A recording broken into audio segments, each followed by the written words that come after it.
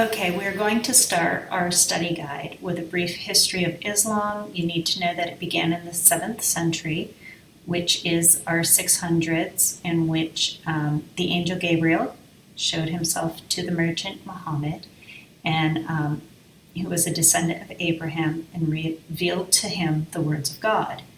And this is how it begins. His followers were forced to flee from Mecca to Medina, the other important city, and that's why when they returned to Mecca, it becomes one of the 5 pillars of their pilgrimage to return to either Mecca or the Kaaba, or even the Dome of the Rock is considered a pilgrimage place.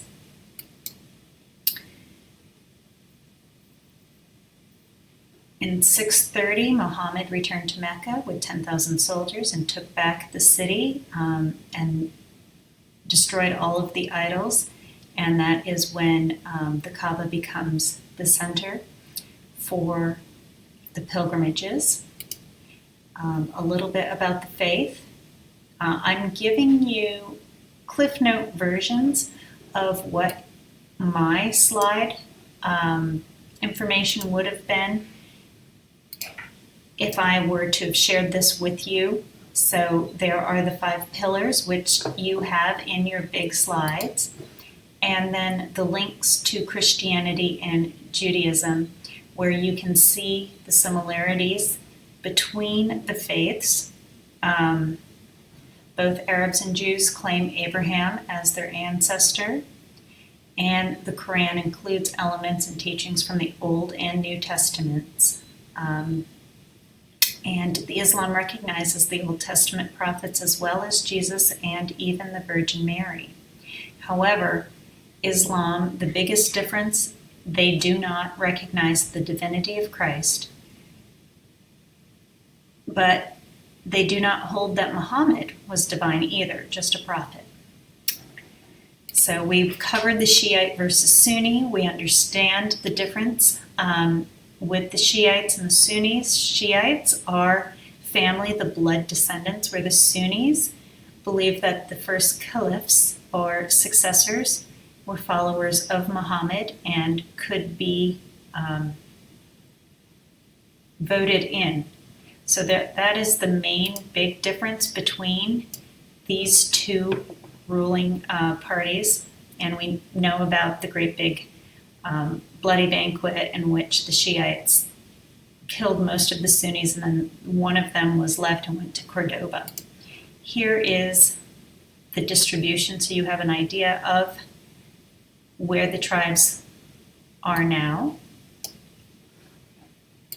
The Kaaba we've discussed.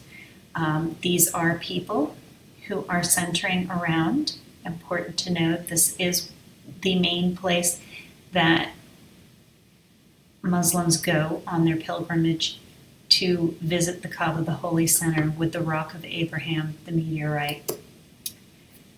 Some information, again, if you want to take notes, remember for this unit test you are allowed 1 sheet of paper, front and back, with notes. It is the holiest site in Islam. That is something you should know.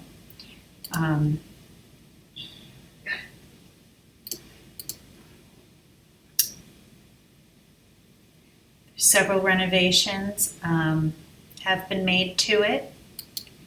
Here we've got Dome of the Rock. This is not a mosque. It is a sacred place with some information for you. It is in Jerusalem. Stone, wood roof, glazed ceramic tile. We're going to talk more about the glazed ceramic tiles. That is a big Islamic thing that was not covered, but you are not going to be quizzed on it. It just happens to fit into ceramic art at that time.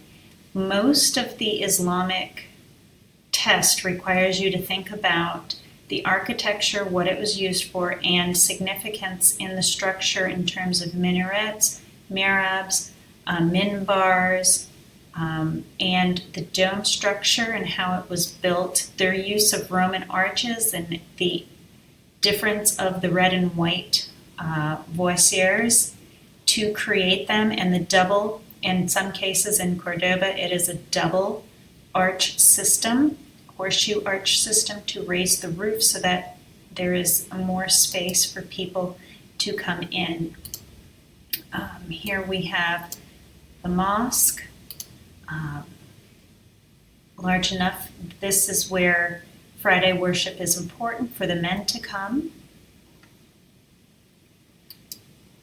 Qibla is the direction of Mecca from one's location, and the mosque, it is where we find the niche in the wall, where the minbar is located, and the mihrab.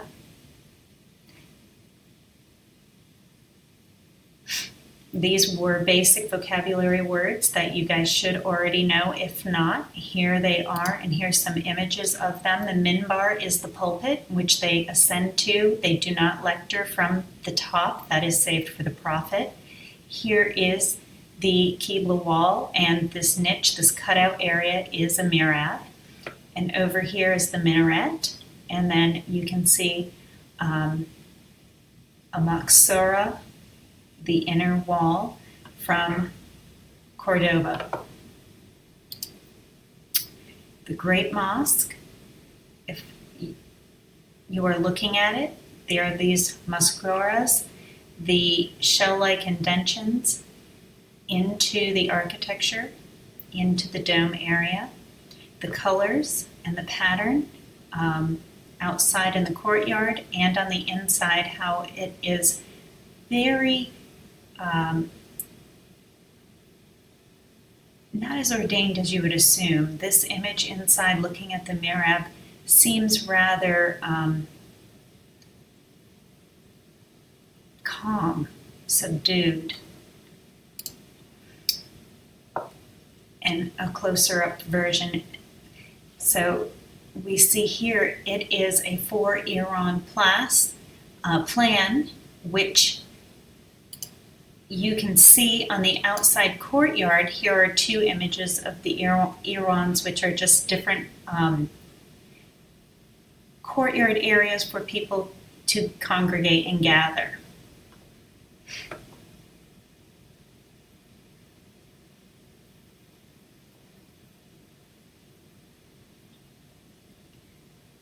The blue tile work on the outside distinguishes it in the 4-Iwan path or plan. But when we hop over to the Great Mosque of Cordoba, we notice something different. This exterior hypostyle hall, it is what we see in the Egyptians, where if you look at all of these columns that are placed, they provide roof structures so that people can gather here and congregate in shelter to pray. And then we see over here the mihrab.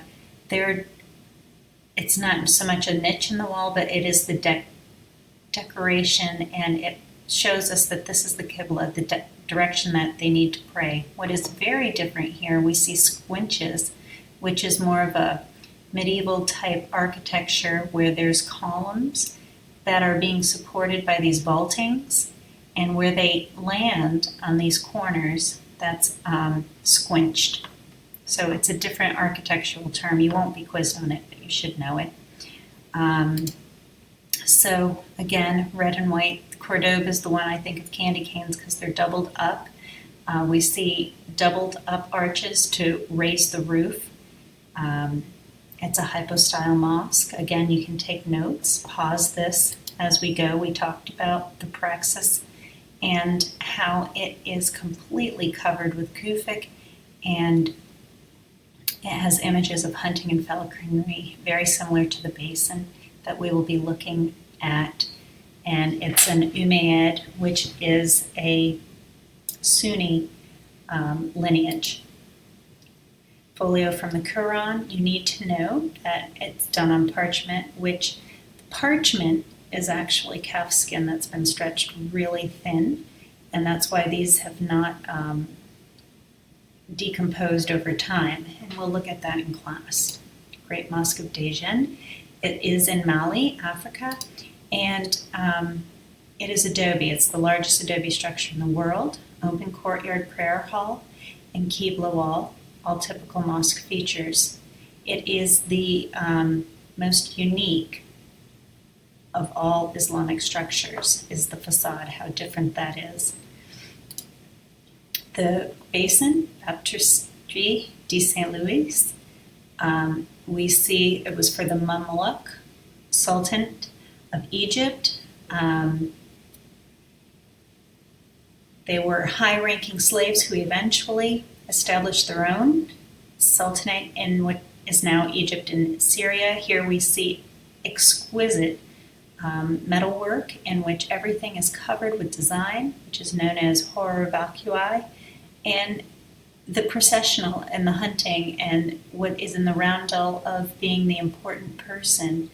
And interesting, this ends up becoming a baptismal font for a French royal family in the 17th century. So we see through trade or through gifting, the higher quality artifacts are beginning to exchange hands. La Alhambra is, from the viewpoints, it is a palace. It is not a mosque. But if you look at it, this palace has very distinctive and separate building plans. We've got the Court of Lions. It is a spectacular palace commissioned by Muhammad V in the mid-14th century. It is medieval Islamic architecture. Beautiful in terms of they do have the Hall of Sisters, which has those stalactite things that are hanging down from the ceiling. That often that dome gets confused with other mosques. So you really should think about what can you do to remember that the stalactite ceiling is Alhambra. Bahram Gur fights the Karg. It is an epic poem. We start to see writing as being important in Islam, and it often is written for politics, for religion, or to carry on narratives. And here we've got the core of Gayumars, in which we have, again, an epic story, but if we look, it's also got a lineage of a family. We see our Asian influences coming in with the watercolor type motif behind. We've got the up above calligraphy, the writing imposed in it. Again, take a moment to read.